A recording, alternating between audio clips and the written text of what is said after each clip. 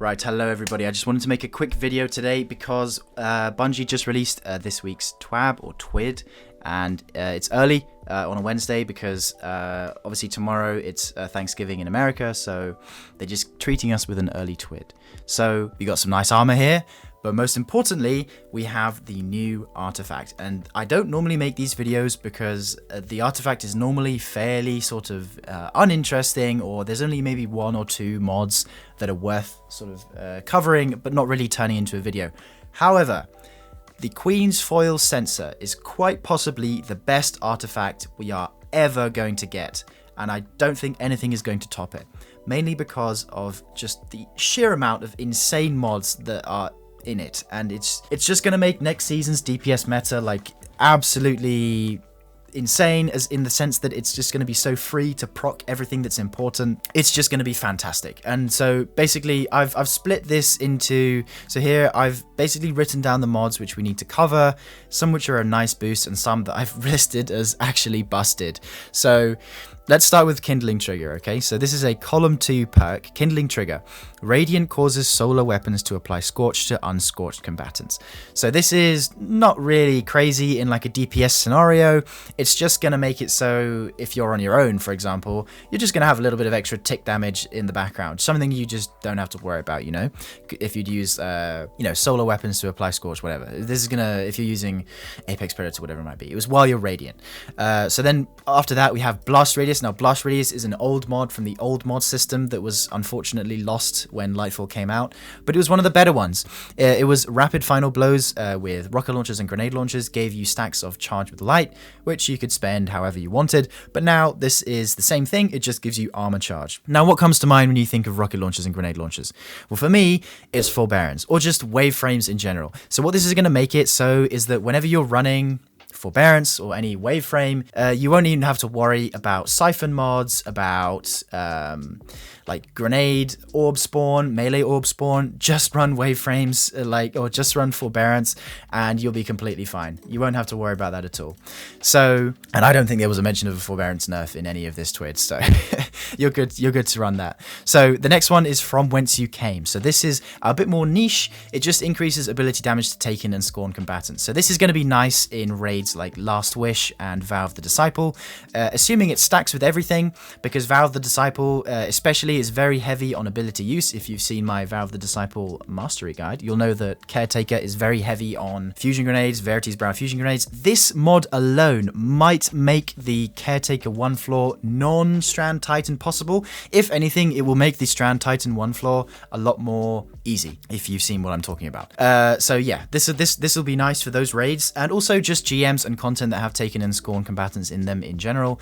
Things like Birthplace of the Vile. I don't think they've said what GMs are coming next season, but if it's anything like the Corrupted or Birthplace of the Vile or anything like that, it's just going to make your life a whole lot easier, because think, what have we got for ability spam? You've got Sun Bracers, you've got Hunters, you've got the Void Chest Piece, which gives you Volatile all the time. Titans, you have Heart of Inmost Light, so on and so on. And also Strand, you've got Strand Titan. It's just going to be super good for that. Banner of War, again, proving that it's just on top of everything. And then we have Unraveling Orbs, which is a column 4 perk. So it makes it so picking up an Orb of Power grants Strand weapons unraveling rounds. So the big thing about this is that it doesn't mention that you have to be on a Strand subclass for this to work. This was here before, I think. I think this launched in the season with Lightfall, and I can't remember if you need to be on a Strand subclass for that. But if you don't, which it doesn't say anything about here, this is good, because it means you can run something like a Solar subclass, a Strand weapon, and you can get unraveling rounds on your weapon just by picking up an orb.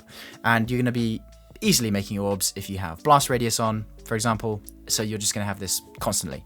If you're using something like the Navigator or Quicksilver Storm, whatever it might be. So keep this in mind though, because this is going to be important for one of the first sort of big mods that we talk about, which is Torch here. But first of all, let's talk about Flint Striker. So this is one of the pretty busted. So this is the first in the actually busted mod section. So this makes it so rapid solar weapon precision hits and rapid solar weapon final blows grant radiant. First of all, what's big about this is, again, it doesn't say that you have to be on a solar subclass for this to work. which if true is actually massive, because all you need is something like a solar trace rifle, which is insane at hitting crits, which just literally, it's so free. A solar trace rifle or a solar SMG, and it's just going to give you radiant for, what I'm assuming is anywhere between like 5 to 10 seconds, and you may be able to extend that if you have Ember of Solace on. We'll have to see in testing. Just a free 25% weapon buff for just getting precision hits or solar weapon final blows. So, you know, think Sunshot or what else do we have? You know, like Tiku's Divination or something, whatever it might be. Just for getting rapid kills, you're going to have Radiant.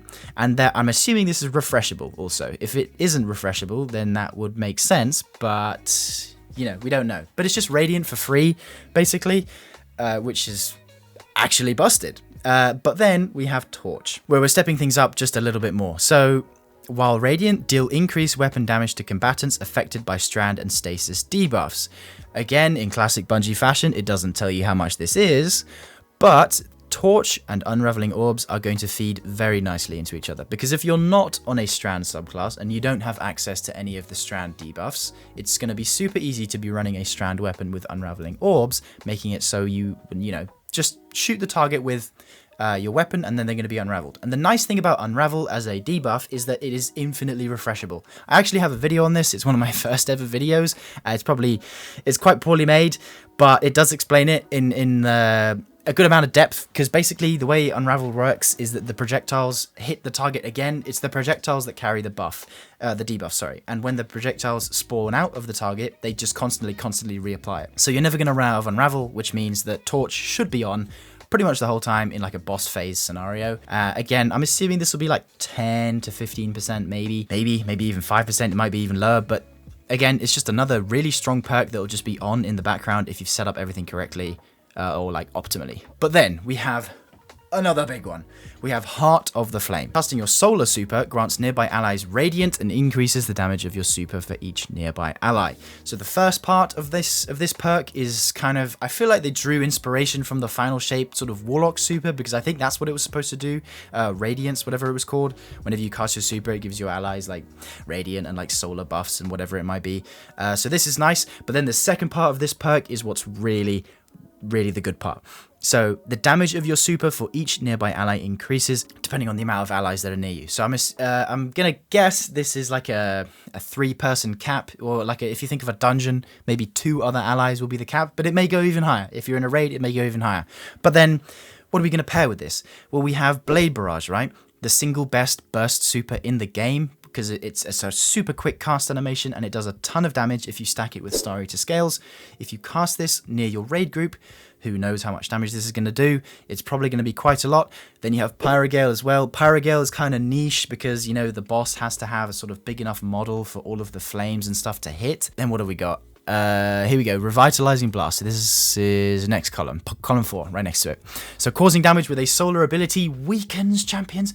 Okay, solar weakens champions and bosses for a short duration. This is any endgame player's wet dream, honestly. If you guys remember Weaken Clear from back in the day, where if you hit a boss or a champion with a grenade launcher, it would weaken them. This is that, but just turned up to 11.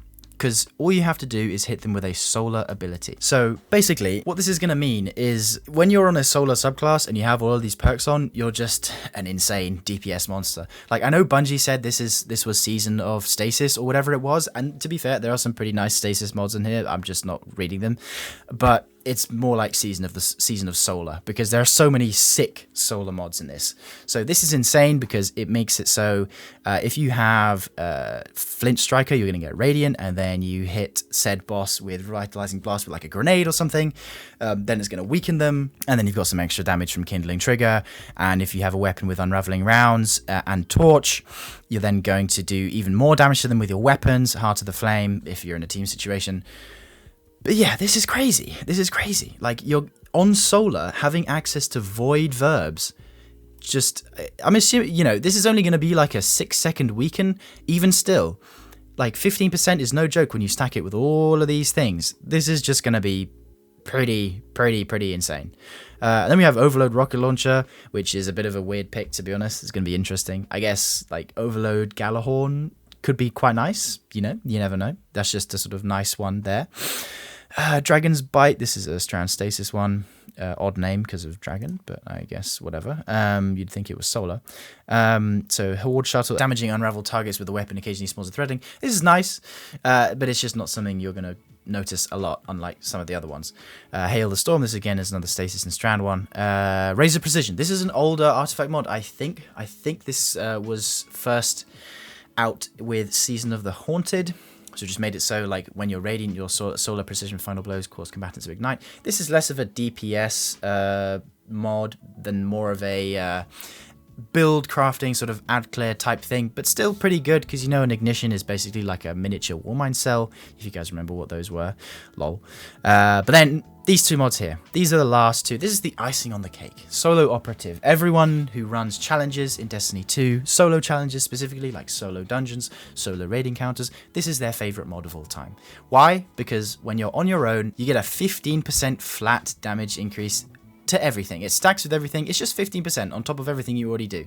So, you know, this is going to make solo dungeons a lot nicer. So if you guys remember with Ghosts of the Deep, people didn't really like the solo experience for that because the bosses had like way too much health and there wasn't really much stuff in the artifact of the season that came out to sort of support it. However, this time solo op is back, so you're already doing 15% on top of everything and you've got all these other mods. So the solo dungeon experience, I think the next season, in the next week, is just going to be a lot nicer than it was with Ghost of the Deep. Even if the bosses in the new dungeon have a lot of health, I don't think it will matter. Not for the solo experience anyway.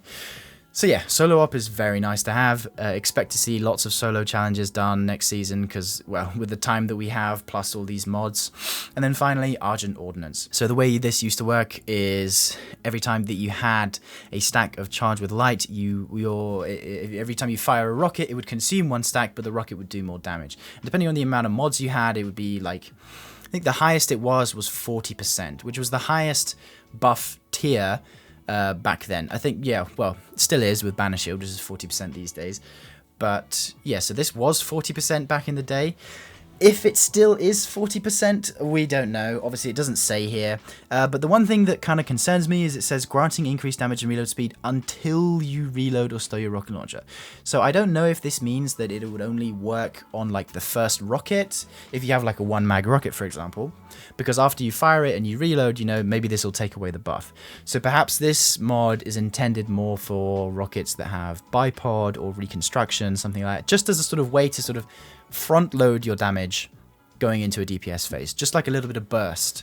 But even still, it's going to be a pretty nice bonus to have. So yeah, overall, a pretty insane artifact. Like I said at the beginning, this is going to be the best artifact that we've ever had, no question.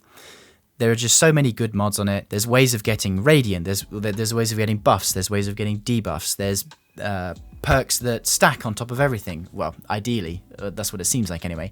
And there are basically no subclass restrictions. All of these perks, they say nothing about having to be on a solar subclass, nothing about having to be on a strand subclass. You can just access all of them completely subclass independent. So yeah, I hope you guys are excited for these mods as much as I am, because yeah, I really thought I needed to make a video to just let you know. Yeah, this is going to be insane. Keep an eye out for these mods because it's about to be mad. The DPS meta is just about to be absolutely mad.